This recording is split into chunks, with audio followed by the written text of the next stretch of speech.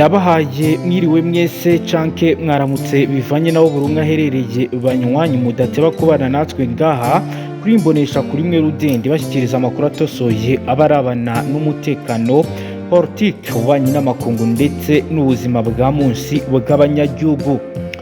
Turi kuri uyu munsi wa gatatu w'indwi kw'igenekerezo rya 27 Nyandagaro 2025 aho tugiye kurabira hamwe amwe mu makuru akomeye arebana n'umutekano nga mu buseruko bwa leta iharanira intwaro rusange ya Kongo. Tugiye kurabira hamwe ibiriko biragenda biba ndetse nuko bihagaze. Turaza rero kubabwira byinshi biriko biragenda bizibonekeza, turebe ibyabereye mu bice bigana Gatumba, ku misozi yegereye Ruvunge ahitwa Rusabana ahagaragaye imirwano ikomeye mu gitondo cya kare. Turaza kandi kwinjira muri Uvira tubabwira ibyabereye hafi y'umupaka wa Kavimvira uhuza iki gihugu n'u Burundi, aho rero haguye abazarendo benshi ndetse n'abandi basirikare. Biro bikaba byaturutse ku mirwano ikomeye yabaye. Banywanyi muze rero tubane kuri page ikomeye urundi bukubwire ko amakuru akomeye agaragaza uko ibintu byagenze. Ndakubwira ko rero ku wa mbere ndetse no ku wa kabiri ibintu bitari byoroshye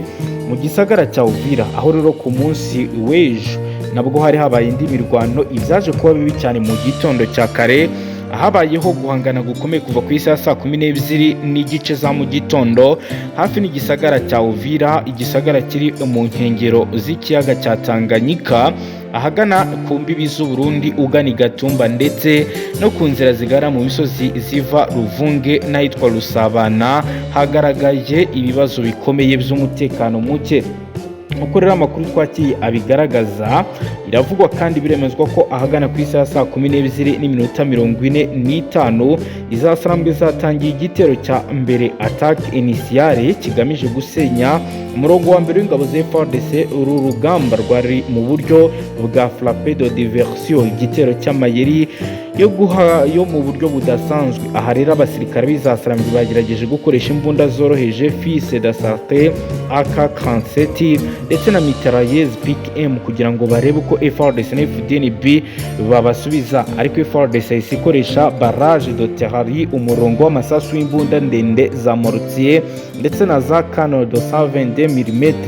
Iki gitero cyarimo umuriro mwinshi w'amasasu nk'uko rero bivugwa ko aha izasarambwe zakoze ibidasanzwe mu rwego rwo kugira ngo zinjire, ariko FARDC yihagararaho. Amakuru aravuga ko FDNB nayo yahise yohereza compagnie de intervention rapide ifite amasasu akomeye, aho rero baganye mu bice bya Kavimvira kugira ngo bafunge flanke gauche uruhande rw'ibumoso rwa M23 bahagarike kwinjira ndetse no kuba bakomeje kugenda bigira muri ibi bice.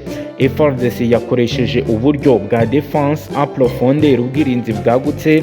Bakaba rero bashyizeho 30 ligne avance ahari abasirikare ku murongo w'imbere mu misozi position retranchée, aho basubiraga inyuma mu gihe byari bikomeye. Bakaba rero batabaraga. Hari kandi zone tampo ahari abaturage bagiye bahungishwa ndetse bikaba byaje kuvamo imirwano ikomeye. FDNB yagiye ku ruhande rw'iburyo bizwi nka flanque droit yifashishije unité commando, abasirikare b'indobanure bitoje kurwana mu misozi miremire bakoze operation ratissage mu gace rero kayitwa Ruvunge. FDNB yohereje kandi patrouille de reconnaissance, ingabo zishinzwe ubutasi mu rwego rwo kugira ngo bakoreshe indege za drone kugira ngo bagenzure ibice izasarambwe ziri kugenda zihishamo ndetse n'uburyo bagerageza kuba bashaka kwinjira mu gisagara cya Uvira nk'uko amakuru ari kubigaragaza. Izasarambwe zagerageje uburyo bwitwa infiltration par vangue accessive, kwinjira mu byiciro bikurikirana, ariko buri gitero cyahagurukaga mu buryo bwa fenuri, umuriro mwinshi wa FARDC na FDNB. Abasirikare bayo rero bagerageje kwisha mu misozi yitwa Rusabana, ariko bahise bahura na ambuscade ya FDNB. Nk'uko rero bigaragara nyuma y'isaha ya saa moya ibyo byari bimaze kumenyekana, aho iza sarambwe zari zimaze gusiga ndetse no guta ibikoresho byinshi nk'uko rero bivugwa. Abandi rero bakomeretse bakaba bakomeje kugenda bahunga. FARDC na FDLR bari bamaze gufata intwaro nyinshi, harimo fils d'assate, grenade offensive ndetse na caisse d'omintation, aho abaturage barenga 500 bari bamaze guhungira mu nkengero za Lac Tanganyika ndetse abandi bambuka bagana i Bujumbura ahitwa i Gatumba. Ahagana ku isaha saa 4 za mu gitondo ku isaha yari igezweho mwabiri bice FDLR na FARDC bari bamaze gushyiraho corridor sécurité mu nkengero z'igisagara. Hashyizwe unité blindée imodoka bya gisirikare kugira ngo hafatwe mu buryo bwose bwihuse ko umutekano utagomba guhungabana. Ni mu gihe mu misozi yitwa Rusabana n'itwa Rushombo hakomeje ibikorwa bya opération de ratissage mu rwego rwo gushakisha abasigaye bo mu za Sarambwe bakishe muri ibi bice. Mu kirere rero hashyizwe corridor aérienne hifashishijwe drone ndetse biravugwa ko na Sukhoi 25 yaba yatangiye kuba yakogoga ikirere, nubwo abari mwabya bice ubwo twakoraga aya makuru batari baraduha ibijyanye n'ibiri kuba bitewe nuko telefoni zabo zitari gucamo. Uko rero bigaragara turebeye hamwe analyse stratégique et prospective, izasarambwe ntabwo zabashije kugera ku ntego yazo yo kwinjira muri Uvira. FARDC na FDLR berekanye ko corridor interhume ijyanye no guhuza ingabo ari ingenzi mu kurinda aka gace ka Uvira. Hari impungenge kandi ko izasarambwe zishobora kongera kugerageza attaque de contournement, igitero cya kunyura mu nzira itari itunguranye. Bikaba rero bivugwa ko hashobora kuzo kwifashishwa umusozi wa Ruvungi nk'uko amakuru FDLR yamaze gukusanya abigaragaza.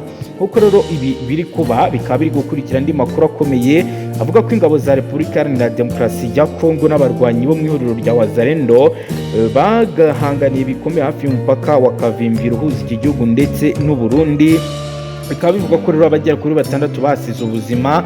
Iyi ni imirwano yatangiye mu gitondo cyo kugenekerezo rya 25 Myandagaro 2025 ubwo Wazalendo yageragezaga kwima inzira abavaga mu Burundi bajya gushyingura Colonel Gisore Patrick wayoboraga batayo y'ingabo za FARDC werutse gupfira mu mpanuka y'indege hafi ya Kisangani. Mu bivugwa ko bimwe inzira na Wazalendo harimo guverineri wa Kivu y'Amajyepfo washyizweho na leta Jean-Jacques Perusi. Abasivili n'abasirikare bari baherekeje umurambo wa Colonel Gisore wari uvanwe Bujumbura. Nyuma yaho batayo ya FARDC izwi nka Pantheon igenzura umupaka wa Kavimvira irushije imbaraga Wazalendo nabo ku itariki ya 26 bayigabyeho igitero cyo kwihorera bafite intego nyamukuru yo kugenzura uyu mupaka uherereye muri teritwari ya Uvira. Amakuru ari guturuka muri Uvira aravuga ko imirwano yatangiye mu rukerera imara amasaha 6. Abaturage batuye muri ako gace kegereye umupaka bahuye n'ibihe bikomeye by'ubwoba. Bikaba rero ari ibintu batangaza. Muri rusange imirwano yapfiriyemo 6, abandi benshi barakomereka. Igisirikare cya Kongo gihamya ko umusirikare wacyo umwe yapfuye. Ku ruhande rwa Wazalendo hapfa 5. Umuvugizi w'ingabo za FARDC zikora muri Kivu y'Amajyepfo Lieutenant Jerigani Mbuyi Kalonji yatangaje ko abarwanyi 14 ba Wazalendo bagerageje kwigomeka ku ngabo z'igihugu bafashwe bashyikirizwa ubuyobozi bwabo. Guverineri Perusi yagaragaje ko guhangana kwa Wazalendo na FARDC bisanzwe bakorana mu guhashya AFC birigenzura igisagara cya Bukavu n'ibindi bice muri Kivu y'Amajyepfo byatumye itatumiza inama igitaraganya ihuza impande zombi kugira ngo babashe kuganira harebwe icyakorwa amahoro yongere agaruke. nk'uko rero bimaze iminsi bigaragara. Akaba ari amakuru akomeye agezweho mu gihe n'ubundi bigaragara ko kuri ubu abangaba bafite urugamba rukomeye bagomba kurwana. nk'uko rero twatangiye tubibabwira, mwumvishe ko Wazalendo ndetse na FARDC bafite kuba abakitonda kuko izasarambwe zikomeje kugenda zegera neza ibice bigenzurwa n'aba bo kuri uru ruhande. Bikaba rero ari ibintu biri kuba mu gihe hakomeje kumvikana andi makuru akomeye arebana n'impunzi muri aka karere. Akaba ari amakuru avuga ko u Rwanda na leta iharanira intwaro rusange ya Kongo bamaze kumvikana ku birebana no gucyura impunzi. Reka rero nabyo turebe iby'iyi nkuru mu buryo burambuye, tubabwire biriko biragenda bivugwa ndetse n'icyo twakitega kuri ibi ngibi. Reka twinjire mu nkuru mu buryo burambuye, aho umuyobozi mukuru w'ishami ry'umuryango w'abibumbye ryita ku mpunzi UNHCR Filippo Grandi yatangaje ko Repubulika Iharanira Demokarasi ya Kongo n'u Rwanda byamaze kumvikana ku bijyanye no gucyura impunzi ku bushake bwazo, cyane cyane abahunze kubera imvururu n'umutekano muke mu burasirazuba bwa Kongo. Ibi ni ibyatangajwe na Grandi i Kinshasa nyuma yo kugirira ibiganiro n'umukuru w'igihugu cya Kongo Felix Antoine Tshisekedi. Nyuma y'ibyo biganiro, Grandi yabwiye itangazamakuru ko mu minsi ibiri ishize impunzi 533 z'abanyarwanda zari zituye muri Kongo zasubijwe mu gihugu cyabo ku bufatanye n'ishami ayobora. Yongere ko ivyo bikorwa bigomba gukomeza, ariko hitabwa ku kubahiriza amahame mpuzamahanga agenga impunzi, by'umwihariko ihame rivuga ko usubira iwabo bigomba gukorwa ku bushake kandi nta gahato.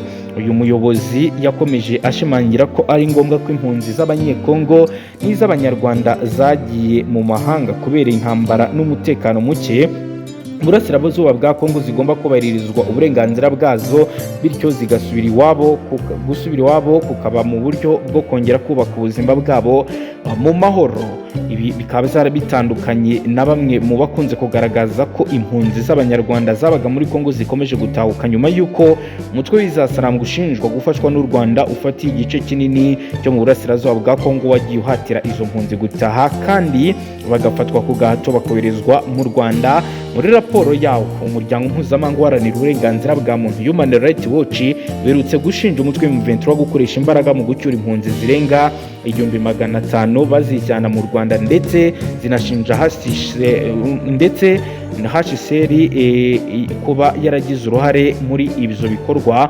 Ni ibintu u Rwanda rwahakanye rwivuye inyuma, ndetse n'umutwe wa AFC uhakana ibyo bikorwa kuko bibangamiye uburenganzira bwa muntu, kandi ko mu byo biyemeje gukora ibi bikorwa byo gucunga umutekano w'abaturage n'ibintu byabo mu bice byose bagenzura, maze bagaragaza ko ibi birego bidafite ishingiro. Ibi bikorwa bibaye mu gihe hakiri umwuka mubi mu mubano wa Kongo n'u Rwanda, nubwo mu kwezi kwa Ruheshi hashyizweho umukono amasezerano yateguwe ku bufatanye na Leta Zunze Ubumwe za Amerika, ariko kuri ubu bikaba bikitezwe ko hari bimwe bizakemuka nk'uko byagiye bigaragara. Dukomeje n'aya makuru, ni mu nyemerere turebere hamwe ibindi biri kugenda bivugwa, aho rero amakuru agaragaza ibikomeje kugenda bikorwa n'abaturage mu bice bitandukanye bibangamye cyangwa se bibangamiye ubuzima bw'abaturage nk'uko zibonekeza. Amakuru akomeye ari kugenda avugwa, biravugwa ko rero mu bice byegereye Uvira hari abaturage babangamiwe bikomeye nuko impande zose zikomeje kwitegura imirwano, aho benshi rero bafite ubwoba ko bashobora kuza kuraswaho bikabagiraho ingaruka, dore ko mu bihe byashize ubwo igisagara cya Bukavu cyafatwaga ndetse n'icya Goma hari abaturage babigiremo ubwo ibyago. Kuri ubu rero barasaba ko ibi biganiro bishobora kuba bizakurikiraho imirwano igahagarara, Izasarambwe zigahagarika ibitero byo gufata Uvira, kuko basanga ko mu gihe bagaba igitero kigamije gufata Uvira hari abaturage bari buze kubigiriramo ibibazo bikomeye, bari buze no kwasiga ubuzima. Aho rero sosiyete sivile ivuga ko ishaka ko ibibazo birangira binyuze mu nzira yo kuganira kuruta kurwana, kuko imirwano nta cyiza bigeze bayibonamo. Kugeza ubu biremezwa kandi biragaragara ko hakomeje kugenda hagaragara ibijyanye n'urujya n'uruza rw'abarwanyi, yaba ku ruhande rwa FARDC yaba ku ruhande rwa M23, bakomeze gukora deployment ku rwego rwo hejuru. Nk'uko rero bigaragara mu itangazo ubutegetsi bwasohoye rivuga ko guverineri w'intara Kivu y'Amajyepfo asaba abazarendo n'ingabo za leta gufata ingamba zo kurinda kugwa mu mutego w'umwanzi. Avuga ko uwo mwanzi akwiza amakuru atariyo yagose umujyi wa Uvira kandi bidafite ishingiro. Kubera iki kibazo, guverineri w'intara ya Kivu y'Amajyepfo Jean-Jacques Perusi ku ruhande rwa leta yatumije inama idasanzwe imuhuza n'abahagarariye ingabo, abakuriye amadini, urubyiruko n'abagore, abategetsi gakondo hamwe n'abakuriye icyitwa Volontaire pour la défense de la patrie cyangwa se Wazalendo.